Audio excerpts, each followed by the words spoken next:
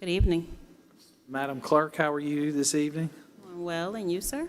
I'm doing well. Would you mind calling the roll this evening? Absolutely. Mr. Taylor? Here. Ms. Herbert? Dr. Bustles? Here. Mr. Brennan? Present. Mr. McDowell? Mr. Duval? Aye. Mayor Hill? Here. Can we stand for the Pledge of Allegiance, please? I pledge allegiance to the flag of the United States of America, for which it stands,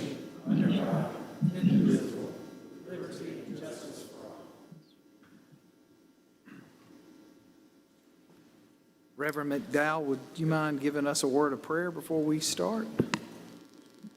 Thank you, sir.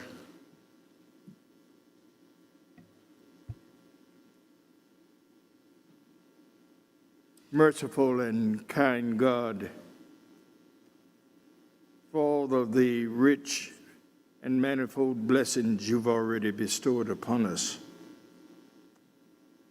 for the simplicity of life, health, and strength, we simply say thank you.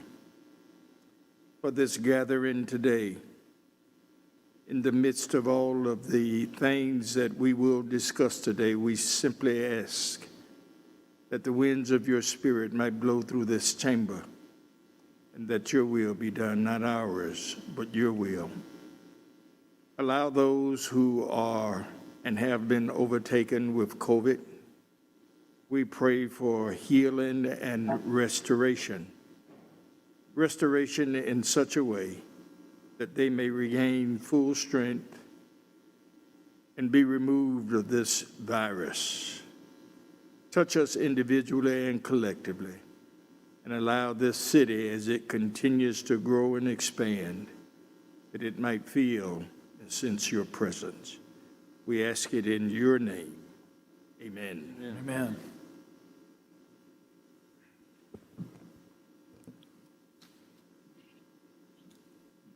Madam Benjamin, how are you this evening? I am well, Mayor. How are you? Good. Before we adopt the agenda, we're going to remove item 8 out of the consent agenda and discuss it separately. So we'll be approving items 5 through 7, 9 through 15 on the consent agenda. We're deferring item 22, and we will not be adding the legislative team to the discussion. Is that correct, Mr. Duval? Yes. With that, can I have a motion to approve the agenda with these changes? Motion to approve. Is there a second? Second. Second. Madam Clerk, do you mind reading the roll, please? Mr. Taylor? Yes. Ms. Herbert? yes, Dr. Bustles? Aye. Mr. Brennan? Yes. Mr. McDowell? Yes. Mr. Duval? Aye. Mayor Rickaman? Aye. Thank you. With that, we have public input on agenda items only. Any other public input will be taken for anything that's not on the agenda at the end of the meeting. So is there anybody who wanted to speak now on an item that is before us?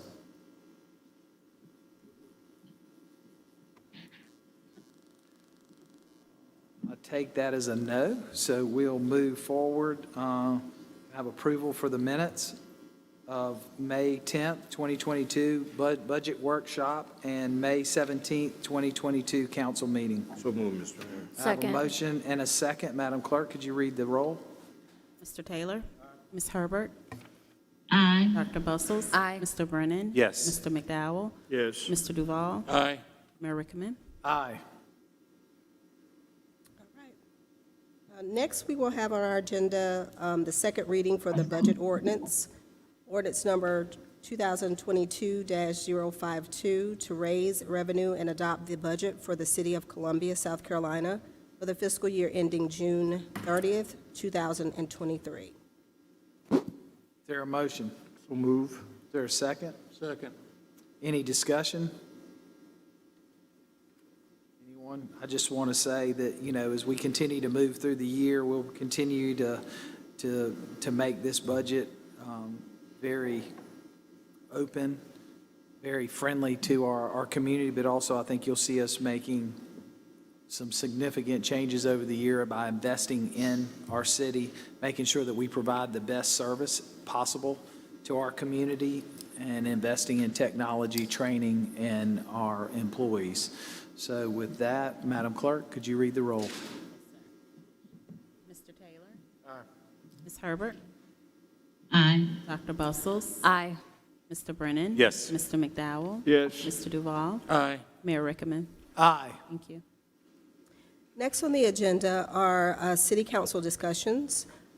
Item number 3, fiscal year 2022, 2023 accommodations tax committee recommendations. We have Mr. Hal Stevenson, who is the committee chair, here to answer any questions. Mayor Rickman, members of council, it's my pleasure to report for the Accommodations Tax Advisory Committee, who is myself and Ms. Edna Langley, who represents the hospitality industry. I'm not sure any of my colleagues are here. If they are, hopefully they'll stand up. Mr. Jesse Bullard, representing the hospitality industry. Mr. Justin Deo, also with the hospitality industry. Ms. Shelley Nutt, also with the hospitality industry.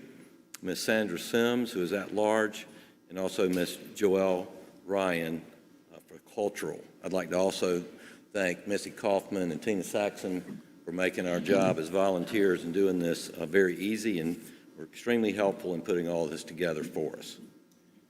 We met on June 2nd and discussed the matters before us. We had presentations from Capital City Lake Murray Country Regional Tourism Board, the Columbia Metropolitan Convention and Visitors Bureau, Benedict College for their third Carolinas Football Classic, Black Pages International, the Columbia Black Expo, Feed the City LLC for the Feed the City Annual Festival, and the South Carolina High School League for football and basketball state championships. We are charged with conducting our ATAX recommendations by the guidelines of the TURC Commission, the Tourism Expenditure Review Committee.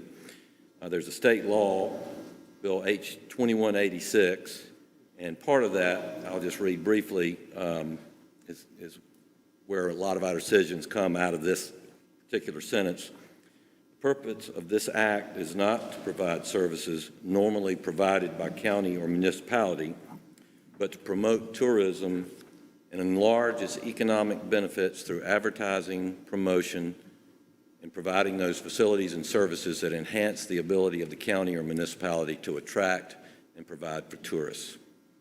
I've been on the committee now for a number of years, and recently the chairman of that committee. When I came on to that committee, there had been an agreement by previous council that ATAX funds would be allocated to two tourism-related agencies, Capital City Lake Murray Country and the Columbia Metropolitan Convention and Visitors Bureau, primarily because the TURC Commission does review these awards. And sometimes that can hold things up, and these are clearly marketing organizations for our community, and their marketing covers the entire area, the whole city, county, and also in Lexington County through Lake Murray, and they work very closely together.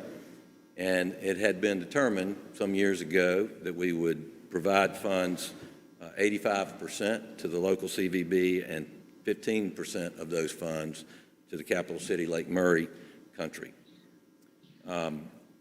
May seem a little out of, if you'll remember, there's a lot of ATAX produced out in the Harbison area and a lot of activity that comes from Lake Murray for that area of the city. We did listen. This is the first year since I've been on that we actually invited these other groups that applied, that we have had other groups apply in the past. And while they have very compelling events that they're putting on and things that they're doing, we felt as a committee that we should stick with the tradition of what we've done. These two groups do not apply for HTAX funds. And again, this is a long-standing tradition that councils that have upheld, and one time that we went counter to that, the council changed it back to what it was, so we didn't figure it was our duty to try to change anything for you guys. But we have awarded 85% of the funds to the Columbia CVB, Experience Columbia, and 15% to Capital City Lake Murray. I think you have something in your packets with those exact numbers. Traditionally, there's been more money collected at the end of the year. It's what we call overage, and we voted to have that overage split by the same 85-15. And I'll be glad to answer any questions you have about the committee's work. Are there any questions from council? As you know, we're in a discussion-only period. There will be no action taken today. Mr. Mayor, I'm speaking on behalf of the Lake Murray Country application. They have a very important contract coming up that they need a nod from the council that they will get some money to do their share. If they're not able to make this application through the state, they will lose an opportunity to get some matching funds. And so I would like for the council to have a recorded motion that if they will get a distribution this year at least what they had from last year, and then any new monies, the council will decide at the appropriate meeting. I think procedurally, I would look to the city attorney. We can voice an intent at that level, but we cannot have any type of motion or recording because we're in discussion only, period. So, Is that what the attorney said? Well, do my colleagues join me in that it is the intent to give at least the same amount from last year to these two organizations so that one of those organizations can make an application for some matching funds? now, won't, Yeah. I'm sorry, I was out of order. We can't start that precedent of doing nods at council meetings.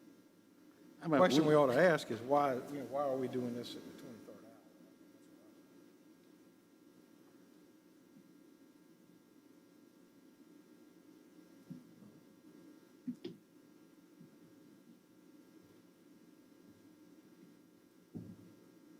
Was that a question? What was the Was question? Tina, were you going to say something? I think you got interrupted.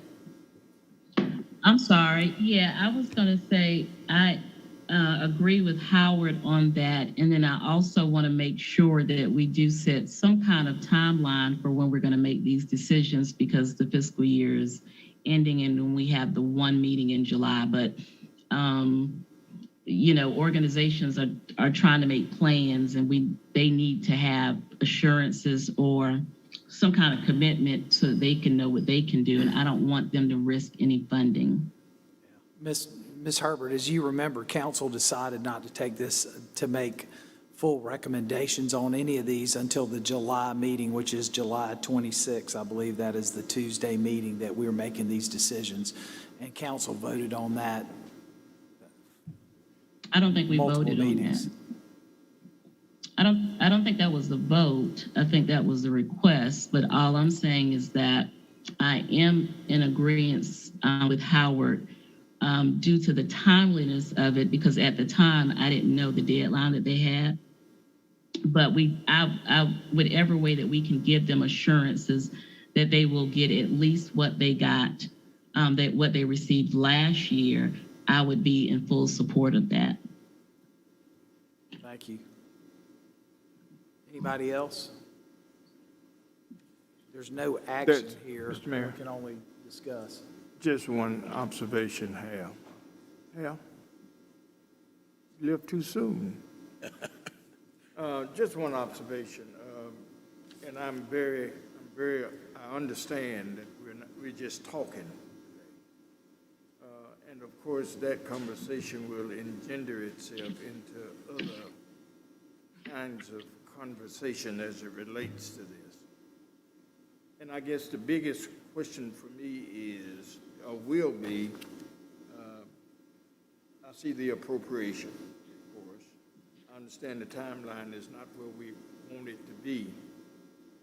But the biggest question for me is, I need a real clear understanding of the appropriations and why there's some who's going to be getting 85% of those funds, while somebody else is not, is getting or less or even zero. So it's a question of why. And I'm not asking you to answer that now, Yeah. just an observational question. I would just comment, Ed, if it's okay, to say that had been an agreement by previous council. And so the committee has not heard from a council saying, dig into these others. We want those to be in A-tax and these to be in H-tax. So we thought that the organizations that presented made compelling reasons for it. We felt like it was outside the purview of what we should be deciding as an advisory committee. We'll talk. Thank you, sir. Any other questions? I think as we continue to move forward, obviously, we want to be supportive of agencies, but we also want to understand that with the amount of money that we have here, there are maybe some other resources and sources that we need to put that money to. And traditionally, council has looked at it this way, but I think today we're at a different juncture at the City of Columbia, and I think we want to make sure that we have some options on the table, and we'll be discussing those as we continue to move forward. I know that we will support our agencies that we've supported, and with the appropriate time, we can make those announcements. We appreciate the committee, putting forth, but I think we're going to have to dig in a little bit deeper from where we were last year to where we are today. So thank you. With that, we'll move to hospitality. Yes, sir. Next on the agenda is item number 4, fiscal year 2022-2023 Hospitality Tax Committee recommendations. Ms. Terry Davis is the committee chair. She's here to give a presentation and answer any questions you may have. Hello, everybody. I'm glad to be here, and half our committee is here, too, so I wanted to acknowledge them. Raise your hands. I wanted to acknowledge them. We had an unusual year this year. Of course, we haven't met for 2 years. There was this thing called COVID that happened. Got a lot of people confused, got a lot of people doing double duty. So as a result, when we usually have 90 applications, approximately, we actually had 49 that we could make a decision on. There were originally 57 applications, but 8 of those were eliminated before we made any determination. So of the 49 who were eligible to be considered, 47% of those we recommended full funding. Everything they asked for, we gave them. 35%, we gave them funding, not as much as they asked for, but in many cases, more money than they had had previous years. We had 2 organizations that were brand new that we recommended seed money, and we had 6 applications that we did not recommend for funding because they didn't fit within the guidelines of hospitality tax. A lot of people say, don't give money back to council, we'll lose it, but we are recommending a second round of funding. I can tell you there are 20 organizations that most have been regular applicants who did not apply this year. I know some just didn't realize the applications were out this year. Some were just so embroiled in COVID and getting business back together, or they had new volunteers and didn't realize. So we've got a good many folks we think are out there wanting funding and just need to be aware that we have a little more money left. So we recommended about $460,000 with a second round for not anybody who applied in this first go-round, but for anybody who has an event January 1 through June 30th. Questions? Any questions from council? I have one, Ms. Davis. I'm just curious. I went back and looked at the original H-tax guidelines. And do we review I'm just curious, do we review those guidelines and make sure that our awards match up with the published city guidelines for H-tax? Yes, we do, and as a matter of fact, if anybody would like this, I have a document that we wrote up, the committee wrote up a few years ago, that gives point by point how we follow the guidelines and what we use in our evaluations. And I'm more than happy to supply anybody with a copy of that. Would you like to see it? I'll just give you mine before I leave. Is it possible to make that available to all of us, Sure, if you would? sure. Thank you, ma'am. Yep, it's just one page, 9 items. Miss, The yeah, second part of that question Okay. is, would you recommend that council take a look at those guidelines and update them or change them or do anything with them? Well, sure. I mean, the committee came up with those because we wanted everybody to be on board. We unanimously agreed this is how we were going to proceed. And we wanted it in writing.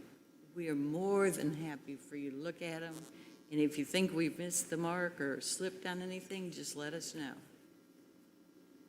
that's great. And she's making copies for y'all, so Thank you, ma'am. you'll have copies. Anybody else have a question? Ms. Davis, one, thank you for the committee's work. And, it was nice to be able to appropriate a nice sum of money for the committee to put out there. I'm still kind of shocked, though, at the number of applicants, considering how many requests and phone calls we get at the council level that people didn't know that we had this moving forward. We've been doling out money for Right. every And year since it's been in, so I was a little surprised, but I do appreciate having the background and the information you shared with us on the percentages and how you put it together, and that y'all decided to hold some money back, because we know there'll be some more applicants. I didn't know if there was a suggestion from the committee what we could do to make sure that we're getting this information out better, because clearly somewhere something is different than it has been in years past. Well, and let me give you I'm not going to read these, all of these, but let me give you an idea of people who have typically applied and been funded. The City Shag Club, the Stormwater Studios, Congaree River Keepers River Rocks Festival, Ensemble Eclectica, Friends of Taps, of course Taps is gone, Rosewood Art and Music Festival, used to be a separate application, Hoopology, Palmetto Capital City Classic, Palmetto Concert Band, Palmetto Master Singers, Sandlapper Singers, the Southern Guitar Festival, Tasty Tomato Festival. Some of these have gone on, and they've just figured out, they've downsized and figured out a way to do it. Some may have, because they're volunteer organizations, with all the disruption, just may not have gotten it together.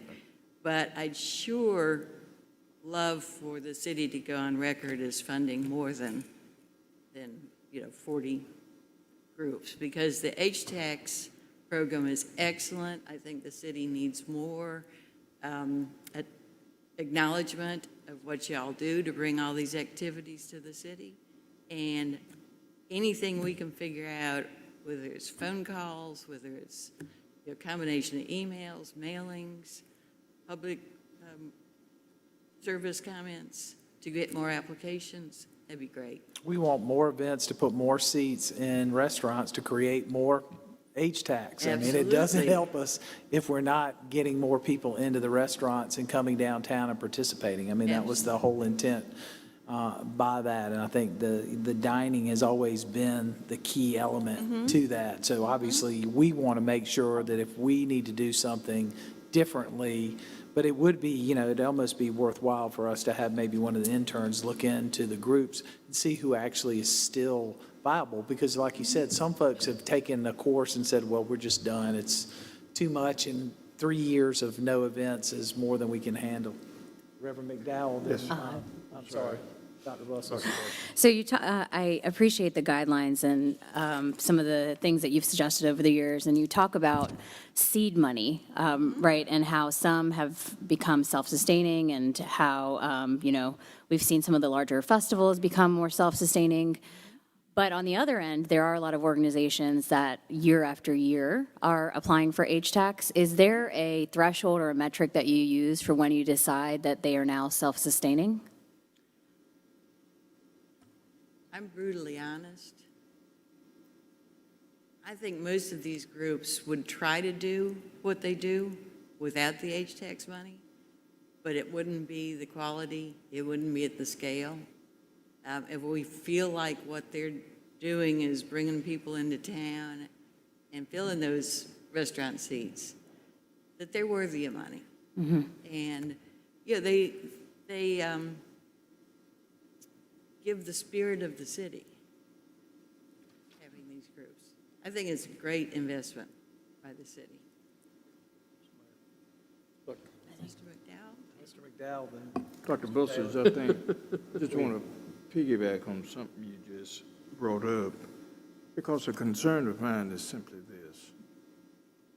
When I look at the organizations and I look at the amount of dollars we're contributing and the amount of monies that we are expending, I guess the question for me, is there a barometer to kind of tap into the whole notion of having some skin in the game? And I say that primarily because of this. Each organization traditionally get the same amount of money from my experiences, traditionally. Is there a parameter where we set some skin in the game for organizations? And I think it's getting at what you sort of talked about. Where's the level of having some skin in the game with the larger amount of H-tax dollars that's given to organizations? And you look at the number of smaller organizations that is either getting a smaller and lesser amount and doing a yeoman's task and getting something done, it would certainly help me a lot, and of course the H-tax committee, to forensically ask the question, what are you putting in the game? What are you putting on the table? Are you putting some skin in the game? And that helps us, I think, to either move it up, move it down, or flatten it out. And traditionally, we haven't done that.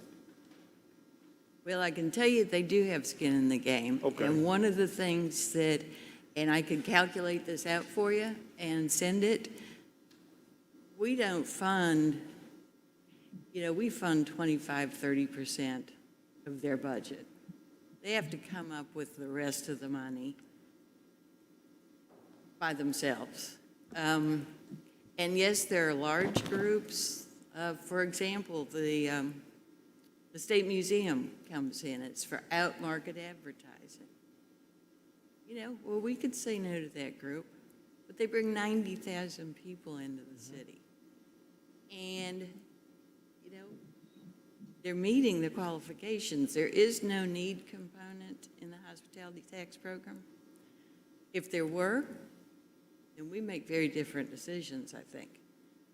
But, you have the convention, the Sports Authority, coming in for out-market advertising. They bring tens of thousands of people into the city, and they're putting a lot more money into it than we are. The smaller groups ask for less money. Some of them with seed money. We want to give them an impetus to get it organized and then see where they can go, and then next year we have a chance to give them more money. Just the fact that even the ones who we didn't give their full funding to, or their full request, we gave most of those groups more than they had had in the past. So they're smaller groups, but I stand here to tell you, I think what we do is right. There are a couple of groups that we used to grumble about, and they did not apply this year, and I don't mind telling you, the South Carolina State Fair and the USC Gamecock Club, we always grumbled, because talk about fat cats. But no, I think what we've done is appropriate. But I thank you for your question. Thank you. And I guess what I want to say, you raised two organizations that look, the Convention Center and Museum, of course, brings in tons and tons of folk. Please understand, I am not asking that we cut that funding. Right, right. What I am asking is that there be a realistic forensic look at, even if we have to do more or do less. We have not had that kind of conversation, and we need that kind of conversation, particularly with the two groups that sort of brings in a yeoman's task of folk coming into our city. Thank you. Thank you, Well, I Ms. would be, Terry. and to tell you, I would be happy to work with Tina if we wanted to Thank crunch you. numbers and kind of give you an evaluation. We can certainly do that. Mr. Taylor? Just two quick comments, maybe. Number one, I think we're going to vote on a permit for an alumni of the H-Tax later on, which is the Tasty Tomato Festival. And I think seeing these groups grow beyond this is fantastic, by the way. Well, but they haven't grown beyond it. They didn't apply this year. That's my point. And their event's smaller, yeah. But my point still is, I mean, we shouldn't begrudge people when they decide to go do it on Sure, their own. oh, sure. And the second thing I would just, and again, it's just a question for general information for me, being a newer council member. Do we ever sit down with the H-Tax Committee chairman from the county and Forest Acres and other places? I mean, when you look at, last time I looked, most everything in Columbia was in the county, and sometimes I see where we carry the load on lots of things, and other places may have more reserves, and I was just, if we don't, I would encourage you to kind of see if you couldn't convene a meeting and see if there's just any possibility of looking at certain things even more cooperatively as we move forward. I think it could help us, when I look at athletic events, whether it's the Benedict College event or the high school championships and stuff, what we can do together is a whole lot more than what we can do as parts. Sure, and I will tell you that for the first time, I am a member of the County H-Tax Committee, which is not met. But I will be able to talk closely with them with what they're doing in comparison to what the city's doing. I think Mayor? piggybacking on Mr. Taylor, there's opportunity there for collaboration. And that seems to be the word wherever we're going today, is more things need to be done regionally and together. And so I think it'd be a great opportunity, and any insight you can bring us would be greatly appreciated. Ms. Herbert, you're after Mr. Brennan. Terry, thank you so Okay. much. I know the committee volunteer time is, it's a lot, so thank you to the volunteers for pulling this all together. Just to double back on Councilman McDowell's question, these applications that come in front of you are pretty thorough. Lots of volunteer. Mostly. Yes, Mostly, yeah. yes, but there's always a budget included, and we can always track 3, 5, 7 years back for these groups that have gotten H-Tax to see the growth. So that is always available if a council member wants to take a look at a specific group to see how they're growing. Have you thought about more detail in the budget? The oversight to make sure that they're hitting those budget numbers comes from the process of sending in receipts and everything according to the committee organization. Is that correct? Well, yes, and that's Tina, the city office, then you can't get your money if you don't provide the appropriate receipts. So it doesn't matter if you say you're doing something, unless you have verification that you do. You're not going to get Right. reimbursement for it. But that percentage of H-Tax money coming from the committee, you look specifically at that total budget that they prepare to make sure it's Right. not over half. I think Yeah, you said they give- 25%, Yeah, 35%? I'm just thinking off the top of my head because I haven't reviewed it, but I recall a lot of people A helpful saying amount, 20, yeah, essentially. yeah. Perfect. All right, thank yeah. you. Ms. Herbert? I think I was probably echoing something similar to that I think it would be pretty easy for us to show the skin in the game based on their full budget. However, we also know that people present budgets that they don't always meet, so those numbers may change by the time they actually have the event. But I did just want to mention, I was speaking with some Richland County folks, and they do theirs totally differently. and each county council person is allocated a dollar amount. I don't know if that's a fair process or not, but they kind of team up among themselves. But I think this year everyone gets $80,000+, every council person, and sometimes multiple of them contribute towards the project. And that collaboration is still going on, because I think there was some collaboration with one of the events this weekend. So there is some collaboration, because typically we don't fund 100%, of that hospitality expense. I think they get funds from other organizations as well. Thank you. Councilman Duvall? This may be a Missy question. Is Missy over there? Oh, there's she. Missy, we had one long-term commitment that we had not made during the COVID years. That was to Columbia Museum of Art, and I think we had one payment left of around $300,000. I don't see it on this list. Is that going to be brought to council when the council starts talking about it? Yes, sir, that would be a line item agency, and those allocations are to be determined by city council. Okay. That's the only commitment that we have not made for my long-term commitments, right? That was the only one pending. Correct. Their allocation, or their request is for $1.1 million, which includes both their operating allocation plus the final year of their 5-year capital. Okay, so that number, that $1 million includes the 300? Yes, sir. Okay, thank you. That was done 4 years ago, 3 years ago, $1 million commitment. It was done actually longer than that, because the 2 years was skipped with COVID. It was over 5 years though, right? Yes, sir, it's been well over 5 years. It was more, yes. Thank you, ma'am. Yes, sir. Does anybody have any more questions, Ms. Davis? Thank you very much for your time. I appreciate it. Really do. Mayor, let me just say, Ms. Davis, Ms. Davis, yes, sir. Ms. Davis, hey, let me just say a word of, this has been a grueling process. I know it have. You're a committee. Let me see your committee again. Would you Just have, please like, stand? half the committee right there. I see hands. Let me see you stand. Thank you. Thank you very much.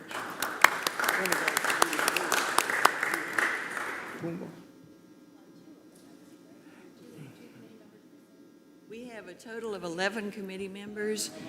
Two weren't able to, because of other commitments, weren't able to participate this year. So we did have 9 committee members, just some couldn't come today.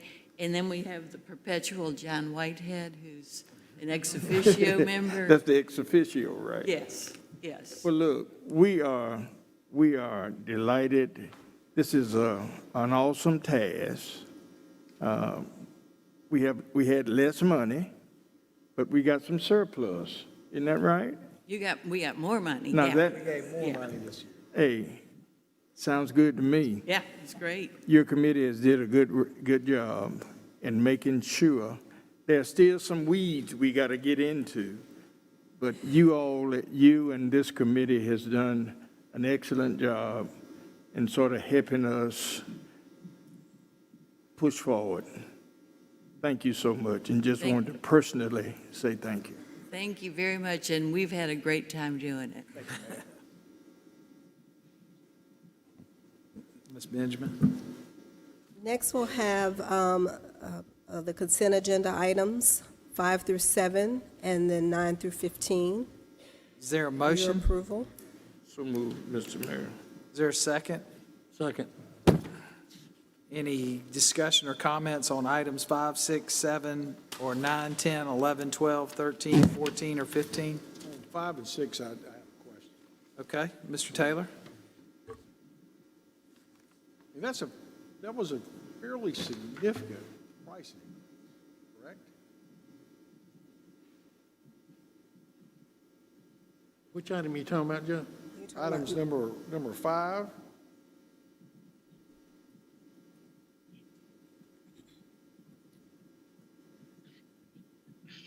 Item number 5 is on our citywide video camera services, And they as requested by the price went Columbia Police from Department. $75 to $125, isn't that correct? So Chief Holbrook, do you have any information you can provide to us? This takes us to the end of the year, and then we'll switch over to our Motorola contract.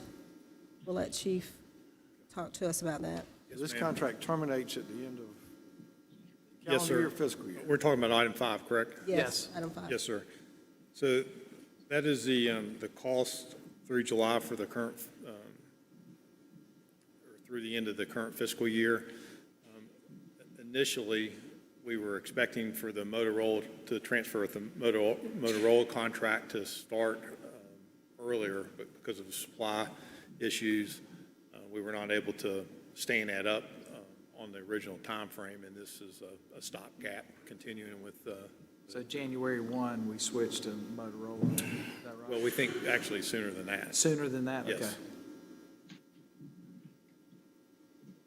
So this is the end of this contract? Yes, sir. Can I just request, as we go forward on consent agenda items, when there's price increases and things like that, they be noted somewhere, so we understand a little bit more about.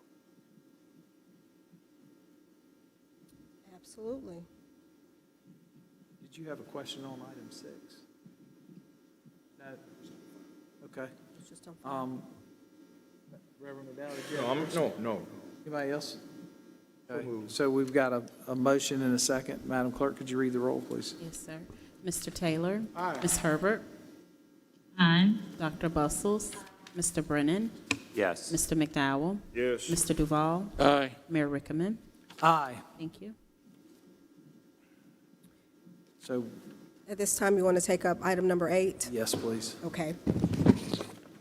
Okay. So item number 8 has several components to it.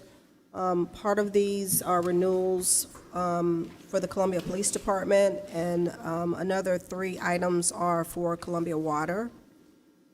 So just starting that first one, Security Management of South Carolina LLC, that is, some information is provided to you all. I think you all should have a briefing note that we have, that Chief Holbrook has provided. Just to give you a little background, there's really 3 things, or a couple things going on with this item. The increase really is based on the fact that we've added an additional facility to the 7 facilities we already had. This is going to take us to the end of the fiscal year. So this is just to take us to that end of the fiscal year is the funding that's being requested. And a big chunk of the increase is based on the increase in the cost for personnel. It was running us $14 an hour for security officers. Now it's going to be $19. Again, you'll see this in the briefing notes. So that attributes to the cost, the increase in the cost for this particular item. And for the record, this contract it ends at the end of the fiscal year, and starting July 1, we'll be putting out an RFP process for this contract, correct?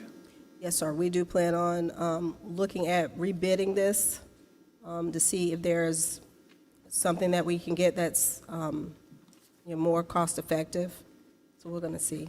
I think part, I have a quick question. yes, sir. It says the item is a contract renewal for an existing contract. Contract requested an increased bill rate for the renewal to continue services for 6 months. That's January, Right, this one not is, fiscal year. did I say fiscal? June. So I'm sorry. everybody I said fiscal. That's what I wanted This to make is, sure. this is for the end of the year. Apologize. December End of the calendar. third- End yes, of the sir. calendar End of year is cal- what I meant to Yes, sir, I'm say. sorry. Yes, sir. That's what I wanted to make Yes, sure. sir, sorry. This is a 6-month deal.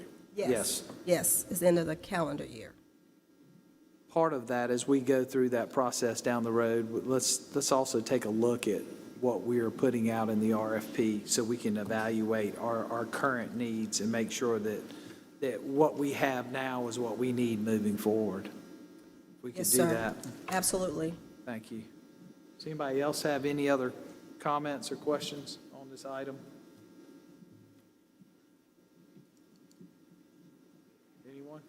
Linda's here for any discussions about Columbia water items, if anybody has anything about that. Let Shealy, our Assistant City Manager. Joe, do you have any other questions, or you want to vote on the whole thing?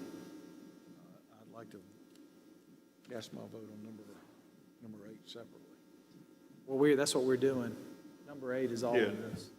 That's what, We've already It doesn't voted on the matter. consent with the exception of item 8. Is that right? That doesn't matter. Yeah, we've already done the consent. We're doing item 8. I just want to make sure nobody had any other questions before we move forward. No, I'm just going to, state for the record, it does concern me a great deal that we see these at the, at the 23rd hour when you have to approve these things in order to continue the service. I mean, it also concerns me that when we get these consent items, that we don't get the details on price increases like this. And I just got to say, for the record, I mean,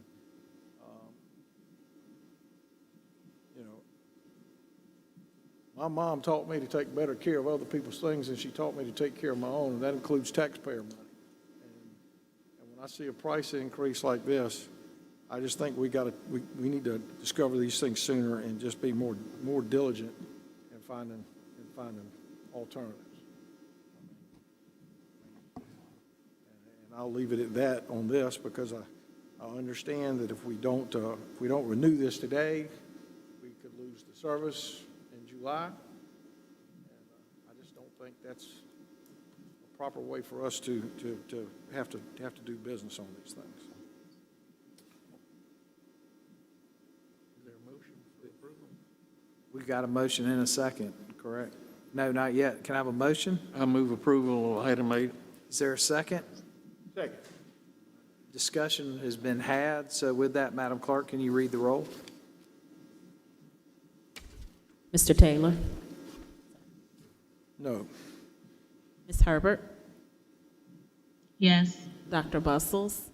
Aye. Mr. Brennan? Yes. Mr. McDowell? Yes. Mr. Duval? Aye. Mayor Rickaman? Aye. Thank you. Next, we'll move to item 17, zoning planning matters, second reading. Number 17, annexation comprehensive plan map amendment and zoning map amendment for 2905 Two Notch Road. Second. Yeah, is there any discussion? Hearing none, seeing none, Madam Clerk, could you read the roll, please? Mr. Taylor? Aye. Ms. Herbert? Aye. Dr. Bustles? Aye. Mr. Brennan? Yes. Mr. McDowell? Yes. Mr. Duval? Aye. Mayor Rickaman? Aye. We have ordinance first readings. Number 17, ordinance number 2022-053, granting an encroachment for the use of the right-of-way area of the 1800 block of Catawba Street for the Motion to approve. installation. Second. So we have a motion and a second. Any discussion? I do want to make sure that as we continue to move these encroachments, that we remind people their responsibility for maintenance goes all the way to the street. I think you're going to see probably some campaigning from us out in communications about reminding folks of their responsibilities in the right-of-way to make sure that we have a beautiful city. So as we grant these, we need to remind folks of what their responsibility is as they take these encroachments on. With that, Madam Clerk, could you read the roll? Mr. Taylor? Aye. Ms. Herbert?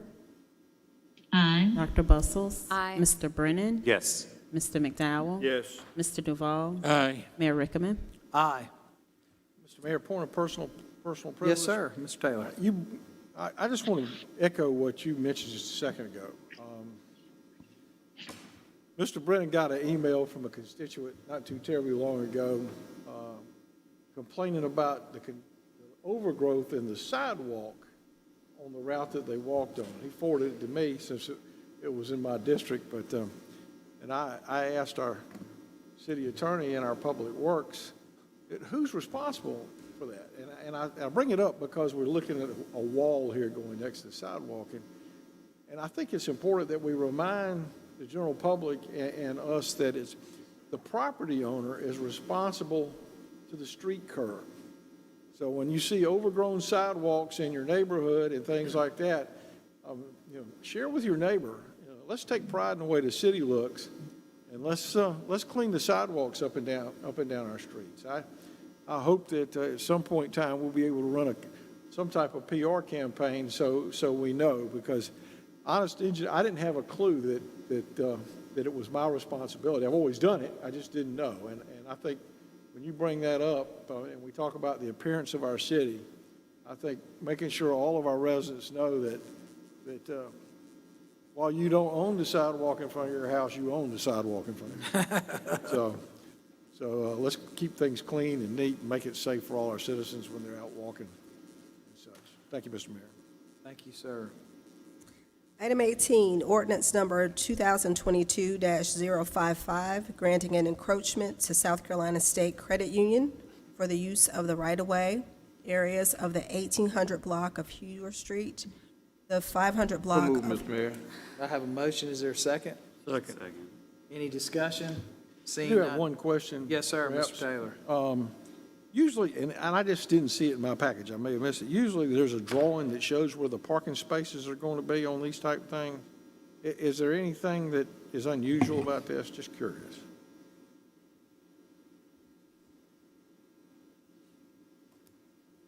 No, sir, nothing unusual. It's right off of Pulaski on College is where those will be, so they'll On mimic. Pulaski Street or on College? Actually, it'll be on College. Thank you, ma'am, that's it. Madam Clerk, could you read the roll? Yes, sir. Mr. Taylor? Aye. Ms. Herbert? Aye. Dr. Bustles? Aye. Mr. Brennan? Yes. Mr. McDowell? Yes. Mr. Duval? Aye. Mayor Rickaman? Aye. Item number 19, ordinance number 2022-056, granting an encroachment to Gusco LLC for the use of the right-of-way of the 2100 block of Senate Street for the installation and maintenance of landscaping and irrigation adjacent to 1030 Hardin Street, Richland County. So move. Second. Any discussion? Seeing none, hearing none, Madam Clerk, could you read the roll, please? Mr. Taylor? Aye. Ms. Herbert? Aye. Dr. Bustles? Aye. Mr. Brennan? Yes. Mr. McDowell? Yes. Mr. Duval? Aye. Mayor Rickaman? Aye. Item 20, ordinance number 2022-057, granting an encroachment to Lady Street Redevelopment LLC for the use of the right-of-way area of the 1300 block of Lady Street for the installation and maintenance of landscaping and irrigation adjacent to 1310 Lady Street, Richland County. Motion to approve. Got a motion, is there a second? Second. Any discussion, any questions, concerns? Hearing none, seeing none, Madam Clerk, please read the roll. Mr. Taylor? Aye. Ms. Herbert? Aye. Dr. Bustles? Aye. Mr. Brennan? Yes. Mr. McDowell? Yes. Mr. Duval? Aye. Mayor Rickaman? Aye. Next, we'll move to approvals of resolutions. Item number 21, resolution number R 2022-050, amending resolution number R 2022-005. Move to approve. Do I have a motion to approve? Is there a second? Second. I have a second. Any discussions? Hearing none, seeing none, Madam Clerk, do you mind reading the roll, please? Mr. Taylor? Aye. Ms. Herbert? Aye. Dr. Bustles? Aye. Mr. Brennan? Yes. Mr. McDowell? Yes. Mr. Duval? Aye. Mayor Rickaman? Item 22, we have deferred, so let's Yes, get sir. to item 23. All right. Item 23, resolution number R 2022-047, authorizing consumption of beer and wine only at Noma Warehouse, 2222 Sumter Street, India Coffee, 2238 Sumter Street, and the portion of Sumter Street between Jefferson Street and Franklin Street for the 11th Annual Palmetto Tasty Tomato Festival, a fundraising benefiting Sustainable Midlands on Saturday, January 23rd, 2022. Move to approve. Second. We have a motion. Any discussion? Hearing none, seeing none, other than I'm really looking forward to the Tasty Tomato Festival. I'm glad it's back. With that, Madam Clerk, could you read the roll? Mr. Taylor? Can I ask for a judgeship here before I vote? Aye. You might. Ms. Herbert? Aye. Dr. Bustles? Aye. Mr. Brennan? Yes. Mr. McDowell? Yes. Mr. Duval? Aye. Mayor Rickaman? Aye. Item number 24, resolution number R2022-055, authorizing consumption of beer and wine only at the 2022 Second Artistic Showcase Festival vendor event at Maxie Gregg Park, 1651 Park Circle, on Saturday, July 23rd, 2022, with a rain contingency date of Saturday, July 30th. Motion to approve. A motion and a second. Any discussion? Just want to make note, once again, even in the hottest of July, there are lots of things to do in the capital city, so get out there and enjoy it. Madam Clerk? Mr. Taylor? Aye. Ms. Herbert? Aye. Dr. Bustles? Aye. Mr. Brennan? Yes. Mr. McDowell? Yes. Mr. Duval? Aye. Mayor Rickaman? Aye. Next, we'll have city council committee referrals, reports, and new business. Item number 25, Gun Lock Safety Campaign, the Honorable Dr. Ade Bustles. Well, first, I'd like to take a moment of personal privilege and recognize somebody in the audience. Today, we have Sam Grant, who is going to be interning with us this summer. Sam is 18 years old and a student at Charleston Southern. He was also the youngest ever to testify about redistricting at the State House, so he's very engaged. And we are just so thankful that young people like you are stepping up and really getting involved in local politics. Sam, will you please stand?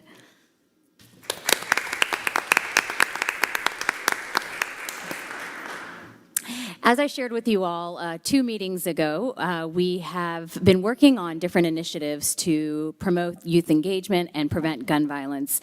And today I'm very pleased to introduce the City of Columbia's Lock It Up campaign. This project is really focused on ensuring safety in our communities by safely storing firearms. As you all may know, guns are the leading cause of death for children and teens in South Carolina. And in South Carolina, an average of 92 children and teens die by unintentional firearm violence. And this is just one way that we can continue to promote prevention and safety and ensure that our children and youth are protected. As a part of this project, we will be working with the Columbia Police Department, Parks and Rec, community leaders, and my colleague, Councilman McDowell, to spread the word about how important it is for you to store your firearms safely, how to have conversations about gun violence with your family, and most of all, ways in which we can continue to be good neighbors and ensure that we have safe communities and safe neighborhoods. We will be passing out free gun locks, which will be in boxes like this. This will also include what we call a gun cheat sheet, which will allow you to store information about your firearm. And so if for some reason your firearm is stolen, you can provide the proper information to CPD in order for them to register that gun as a stolen firearm, should that happen. Along with that, we'll be continuing to engage with a lot of our neighborhood groups, as well as our nonprofit groups, such as Serve and Connect and Building Better Communities, to continue to build conversations and build initiatives around the prevention of gun violence. We know that this is just one aspect of preventing gun violence, but we know that this is an important one. The statistics, really tell the story, and so I hope that you will join me in participating in this campaign. Our first stop will actually be on June 25th at Colonial Heights, followed by June 23rd, the Belmont community. So please stay tuned to our city news and our city website, where we will share the different stops on our tour to pass out these resources, information, and free gun locks. Thank you, Dr. Bustles. Now we'll have a period of public input. Is there anybody who has signed up, Madam Clerk? Is there anybody who would like to speak? You're what? Chief Aubrey Jenkins is here this evening. Make sure you only gets 3 minutes. 2.5. Minute and a half. The buzzer. It's taking a minute to get there. Chief, always great to see you. And I did sign up. Thank you, Chief. So, Mayor, Council, Mr. Benjamin, thank you for this opportunity. I'll be very brief. I guess you wonder why the fire chief standing up here talking. I'll tell you why he's up here talking. I'm in a different role, okay? I may be the fire chief, but I'm, excuse me, I'm also a citizen of the city of Columbia, reside on McFadden Street. My church is on 2224 Barhamville Road, which is right across the street from City Johnson. So what I wanted to bring to you all today is just let you all know that there's a property that is right adjacent to the church is on Gordon Street. And over the course of the last year, we actually purchased this property, and we've done some great things there. That property over there was drug infested. They had all kind of stuff going on there. When people started moving out, the house was being used for different things. We tore down about 6 or 7 houses off both sides of the street. So we actually got the whole 2400 block of Gordon Street that we own there on both sides, from Bonneville Road to Wavy Street. So my purpose is just let you know that we're going to be doing a community cookout on this coming Saturday, where we're inviting the community out to come out to kind of celebrate with us. As we speak now, we got a bulldozer on that street, smoothing out the land, and we hope to have some grass. I know the grass won't be done grow by then, but at least it's going to be a smooth area out there. We're going to have fun. We're going to have games. We're going to have activity for both young and old. And if you all are available, I know it's short notice, so if you all are available, it's going to be this Saturday from 10 until 3. But also, there's some great things going on up at the church. We're also doing every third Saturday, we do a food bank, and we give out good food. We also, even during the weekdays, sometimes 5 or 6 days a week, we're giving out fresh fruits, fresh vegetables, pastries, bread, and fresh meats. We've partnered with Sam's Club, and they have been providing us with a lot of stuff. So I just wanted to kind of bring it to you. And at some point, we may be coming before you to talk about that street, because, again, we own the whole block now on both sides of the street. So we may be coming before you to talk about the possibility of shutting that street down, because we're making that green space. We want to make, and you know, just talking about making the city look good, and that's just yellow.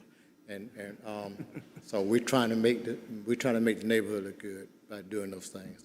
And Mayor, we are open for business. Church is open, okay? Thank you for coming there when you did. We appreciate Tell you. Pastor Jenkins I appreciate him, and thank you for all that he's doing in that community. Barnable Road has been, there's some longtime residents there who have really thought about leaving, and what y'all did with buying up those drug houses and some of those other things really made a difference, and it actually kept some of the neighbors further down the street to stay. We had an opportunity to build our church any place we wanted to, but we chose to build it right where we did, which is right across from Sage High School. So we're the church that sits on the hill, and we appreciate that comment. Mayor. Pastor Jenkins, he is the presiding bishop of our whole movement, which we got churches in. We got several in South Carolina, 2 of them right here in Richland County, and 1 in the city of Columbia, also in Georgia and Florida as well, and got a mission in New York. So I didn't come before you as the fire chief. I come before you as the deacon at the church, okay? Okay, good. I should have took my badge off, I'm sorry. But thank you. Yes, sir, Mr. Reverend McDowell. Chief, Deacon, the Progressive Church on Bonneville Road has been a bright and shining star on Bonneville Road. The genesis of our conversation started maybe prior to COVID, when the late Bishop Smith sort of pushed this whole notion of cleaning up Bonneville Road. Yes, sir. That whole trail, if you didn't see it prior to cleaning up, it was, for lack of a better word, terrible. And of course, you and of course Bishop Jenkins now, and of course the late Bishop Smith, the instigator in cleaning up Bonneville Road.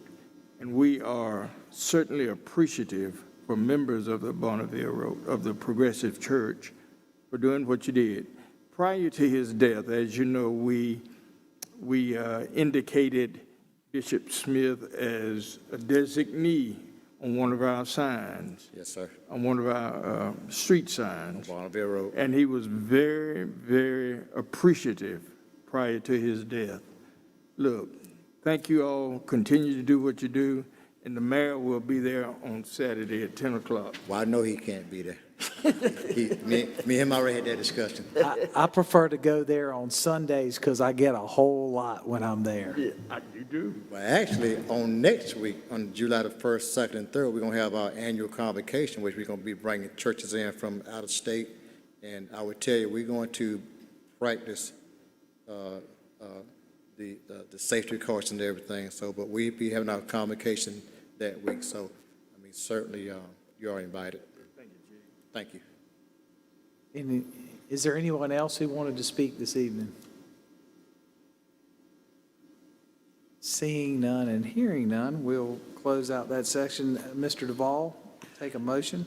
Mr. Mayor, I make a motion, we go into executive session for receipt of legal advice related to a pending or threatened potential claim pursuant to SC Code 30-4-70A2, Cheryl Klugover versus City of Columbia. Receipt of legal advice related to matters covered by attorney-client privilege pursuant to SC Code 30-4-70A2, water bill late fees. Is there a motion? Motion. Is there a second? Second. Any discussion, questions? Hearing none, seeing none. Madam Clerk, can you read the roll? Mr. Taylor? Ms. Herbert? Aye. Dr. Bustles? Aye. Mr. Brennan? Yes. Mr. McDowell?